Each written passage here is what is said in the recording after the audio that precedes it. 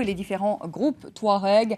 L'insécurité, vous le savez, règne toujours dans le nord du Mali. Un soldat français a été tué mardi dans une attaque au nord de Gao. Il s'agit du 9e soldat français tué depuis le début de l'opération Serval en janvier 2013.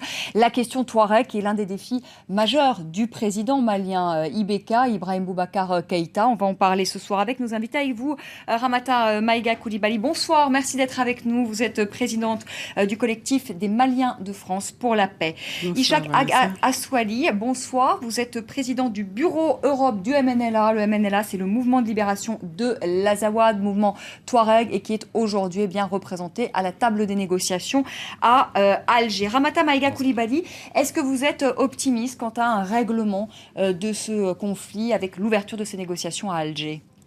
Nessa, merci pour votre invitation. Pour commencer, nous présentons nos sincères condoléances à la famille de Djevik Nikolic, 9e soldat tombé au Mali pour la paix, parce que c'est de la paix qu'il s'agit. Et évidemment, il faut être toujours confiant. Il faut être confiant, parce que de toutes les manières, on ne peut pas faire autrement si ce n'est de nous asseoir et négocier. Maintenant, quelle négociation, avec qui et comment? Voilà, parce que là, au jour d'aujourd'hui, à Alger, on dit que ce n'est pas de la négociation, c'est des pourparlers. Et ces pourparlers sont avec qui? Avec quel groupe? Quelles sont les personnes qui sont présentes? Il y a 6 ministres qui sont présents. Il y a les groupes armés, les groupes qui ont pris des armes qui sont présents. Et la population du Nord, les représentants de la population du Nord, ils sont où? Alors justement, on va vous poser la question, Ishaq Aswali, où sont justement les représentants de la population du Nord? Est-ce que vous estimez que vous, mouvement Touareg du MNLA, mais il y a également d'autres mouvements Touareg, que vous représentez la population du Nord? Bonsoir. Donc, juste une petite rectification, c'est Al-Husseini. Oui, pardonnez-moi, j'ai un petit souci sur la prononciation. Et donc, pour commencer, également toutes nos condoléances à la famille du Français tombé sur les champs, victime du barbarisme, de la barbarie, des intégristes que nous avons toujours combattus avec nos faibles moyens. Pour revenir à la question, d'abord... si tu me permets, vous êtes un moment quand même allié au groupe, je vais quand même rectifier quand même les choses, allié quand même à des groupes islamistes, au Moudjahou, à des membres même d'Al-Qaïda, lorsque vous avez conquis les villes du Nord et imposé la charia dans certaines localités, que ce soit Gao, Tombouctou ou encore autres. Sans compter que ce sont eux qui ont permis. C'est le MNLA qui a permis à ces groupes d'envahir le Nord. Autrement dit, ils étaient dans le Sahara, ils ne se sont jamais permis de rentrer. Nous n'avions pas combattu aux côtés des islamistes. Bon, on ne va pas refaire l'histoire, mais... On ne va pas la refaire, mais c'est important de rectifier ce point. On n'était pas avec les islamistes. Il y a ce que vous appelez une alliance qui a duré même pas une journée, 2 jours. Nous l'avons décriée tout de suite. Et elle s'est arrêtée là. Elle s'est arrêtée là. Jusqu'aujourd'hui, nous n'avons jamais été... La République de l'Azawad, le 6 mai 2012, avec tous ces groupes armés.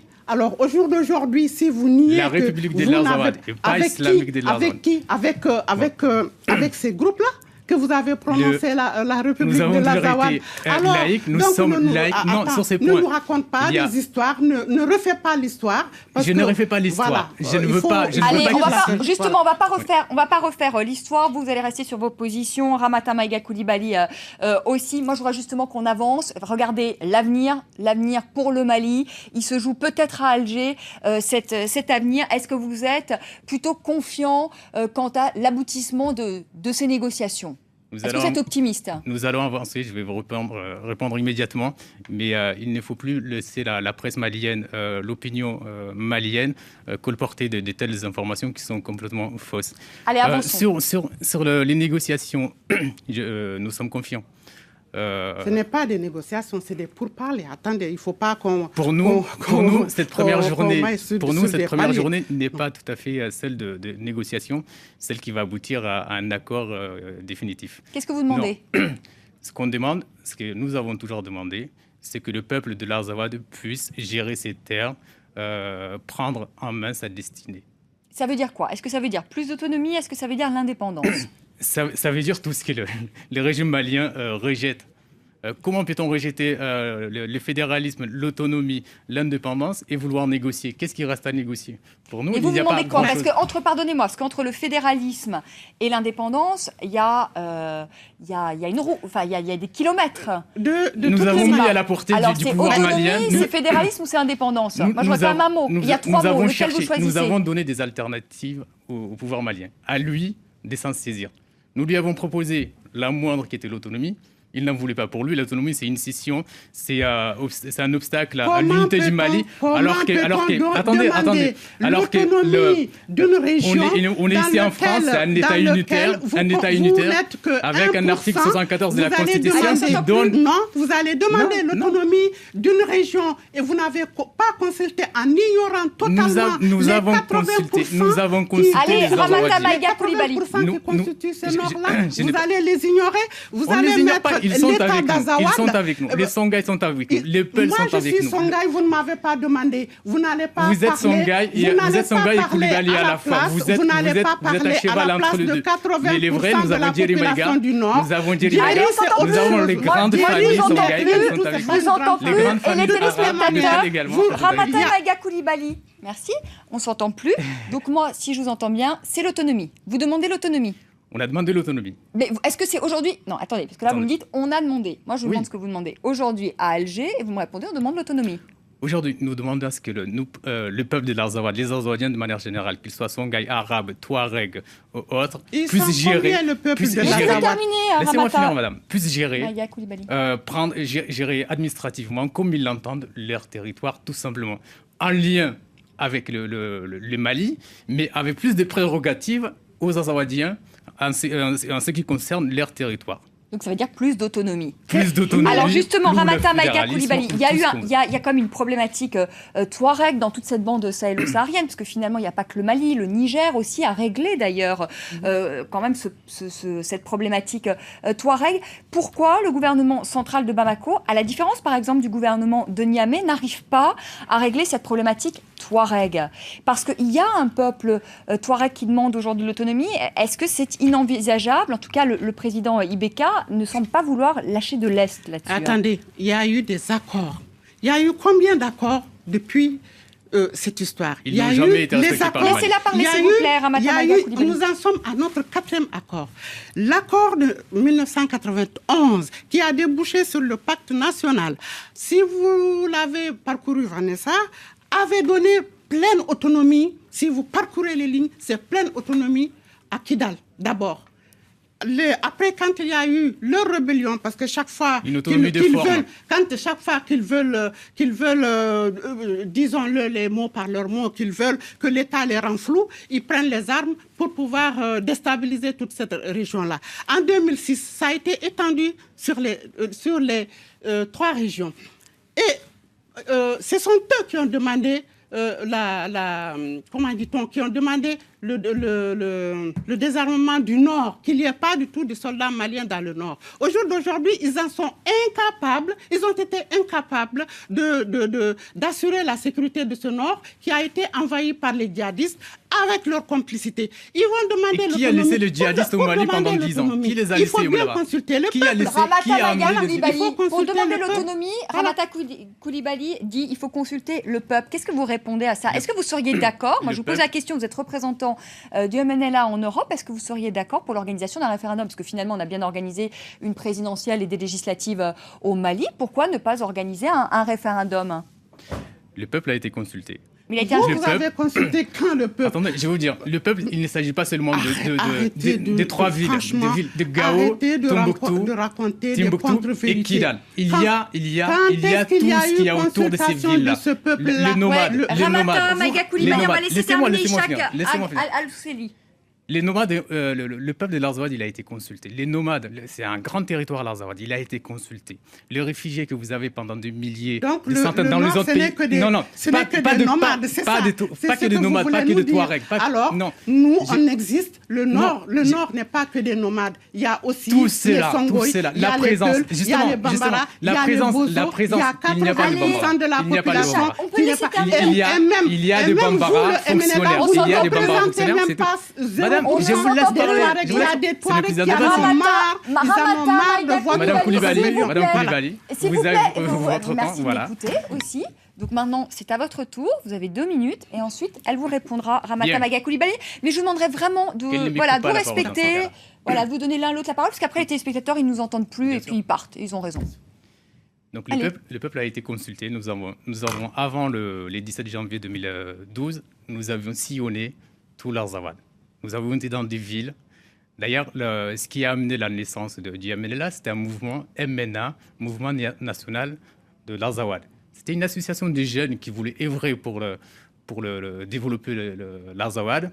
Et ça a été vu tout de suite comme si c'était un groupe intégré, ce qu'il fallait mater tout de suite. Non, mais Donc, moi, la question, je voudrais que vous la répondiez à question, Ramata je- Maïga Koulibaly qui pose la question du référendum. Pourquoi finalement ne pas accepter la légalité, la démocratie, c'est-à-dire de passer par un référendum? Parce que tout simplement, les Maliens n'ont jamais voulu d'un référendum sur cette question-là. On l'avait proposé au départ, bien avant de prendre les armes. Fin 2011, juste après la crise libyenne, nous avions proposé à ce que les populations soient consultées par un référendum ou une consultation tout simplement.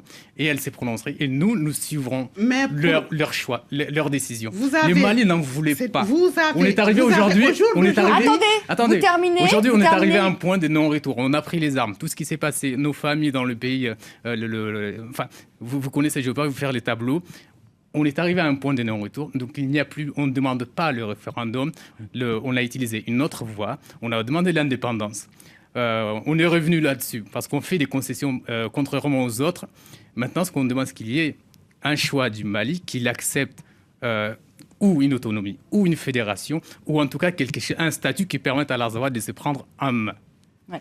Alors, Ramata Maïga Koulibaly, je voudrais que vous répondiez quand même sur le président Ibeka qui a quand même été élu aussi. Il a pris des engagements vis-à-vis de la population malienne en disant que le Mali resterait un et indivisible. Est-ce que finalement, est-ce qu'il n'est pas un peu pieds et poings liés aujourd'hui par ses promesses électorales? Excusez-moi, je ne peux pas laisser passer ça, que Saïd dise que il y a eu un référendum, qu'eux, ils ont consulté le peuple du Nord. Vous consultez le peuple du Nord. Mais madame, vous étiez là depuis 1975. Laissez-moi parler. Laissez-moi, je suis au Mali. Vous ne connaissez pas le Mali mieux que moi. Je voudrais qu'on avance, qu'il ne nous reste plus que quelques minutes. Et moi, je voudrais que vous répondiez à ma question sur les intentions du président Ibeka. Quelle est aujourd'hui sa marge de manœuvre alors qu'il a été élu sur un slogan électoral de dire le Mali est un et indivisible? La marge de manœuvre du président de la République, il le sait, il doit le savoir, mais au jour d'aujourd'hui, le peuple du Nord ne peut pas être dirigé que par un groupe armé.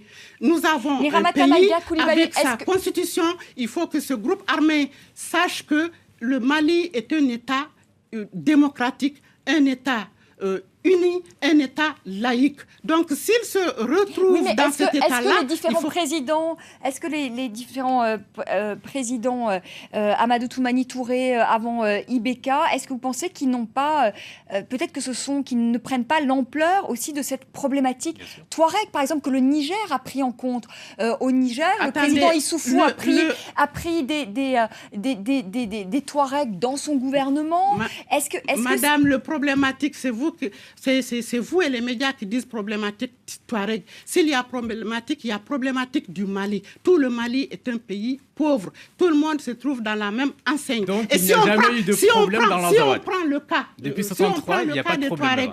Les Touaregs, ils sont dans l'administration. Il y a eu des ministres Touaregs. Il y a eu des représentants de la nation Touareg. Si on prend la région du Nord, sur 19 députés, 11 sont Touaregs, alors qu'ils n'étaient pas les majoritaires. Alors donc, les Touaregs ont été intégrés. En plus, après la rébellion de 92, le pacte national a intégré tous les soldats Touareg qui voulaient rentrer dans l'armée malienne. C'est d'ailleurs ce qui a été certainement l'erreur qu'il ne faut pas commettre l'erreur qu'il ne faut pas commettre, c'est d'intégrer tous ces rebelles-là, tous ces une dernière question. Qui veulent mettre l'État malien à genoux. Ramata Maïga Koulibaly. Allez, une dernière question. Ishaga Aga Assoueli, Jean-Yves Le Drian, le ministre de la Défense français, est à Bamako aujourd'hui. Il va signer un accord de défense avec le Mali. C'est la première fois que le Mali signe un accord de défense avec la France, que précédemment il y avait des accords de coopération. Est-ce que vous vous en félicitez ? Alors, il faudrait qu'on sache les statuts de cet accord. Est-ce que c'est un Les accord accords de défense et les Non, accords non, de non, défense. non, parce que tout à l'heure, juste en venant ici, je lisais que ce n'était pas un accord de défense, que c'était un accord qui datait déjà de 85. C'est un accord de coopération militaire. Mais là, c'est pas un accord de coopération militaire. Ça, c'est l'accord de Donc, 85. ok, Là, c'est un donc, accord il de faudrait défense. revoir la position du pouvoir malien sur cet accord-là. Pour lui, ce n'est pas un accord de défense, mais... Mais un accord de défense, c'est un accord de défense. Enfin... Oui, vous avez Pour l'air un les peu Maliens, gêné en oui. entendant. Parce Non, que, non. en effet, parce qu'il y a certains Maliens qui disent aujourd'hui, on perd un peu de notre indépendance. Est-ce que c'est votre sentiment aujourd'hui? Le Mali qui justement a toujours gardé son indépendance, qui a toujours été très attaché à son indépendance. Est-ce que vous avez le L'État sentiment aujourd'hui français- que vous le perdez, cette indépendance? L'État français aujourd'hui signe avec le Mali et ne signe pas avec l'Azawad en l'état actuel des choses. Bon, vous en sortez par une Si. petite pirouette. Non, oui, non, mais c'est- si, j'ai bien compris. Ramata Maïga Koulibaly, est-ce que vous félicitez cet accord de défense signé entre Paris et Bamako? Cet accord de défense signé entre Paris et Bamako, le Mali a besoin de tous les partenaires, des pays riverains et la France, de l'ONU et tout le monde, afin que son armée soit mise debout pour nous aider à reconstituer l'armée. Cela ne veut pas dire que cet accord-là, ça doit perdurer. Il faut bien qu'il y ait, à un certain moment, les accords prévoient un retrait de l'armée. Mais vous dites que c'est un voilà. accord, moi je suis pour, mais c'est un accord temporaire pour vous. Un accord temporaire qui permet à notre armée de se former, de se mettre debout et pouvoir donc vous en assurer, félicitez. et pouvoir assurer la sécurité de l'intégrité territoriale de notre pays. De toutes les manières, tous ces groupuscules qui sont là, MNLA, Mijao et Chia, eux-mêmes ne s'entendent pas. Donc, Et c'est vrai qu'il y a des divisions au sein, on n'a pas eu le temps, mais c'est vrai qu'il y a des divisions au sein des Voilà. mouvements Touareg, et donc c'est pas gagné, hein, Voilà, donc, il faut ces pas négociations à Alger. raconter. Merci à tous les deux, merci Ramata Maïga Koulibaly d'être venu sur le plateau de France 24, merci à vous Ishaq Ag Al-Ousseli, j'espère que je l'ai bien Merci. dit en tout cas à la fin, c'est la fin de ce face-à-face. Tout de suite le journal avec Raphaël Kahn, très belle soirée, je vous retrouve demain soir à partir de 18h.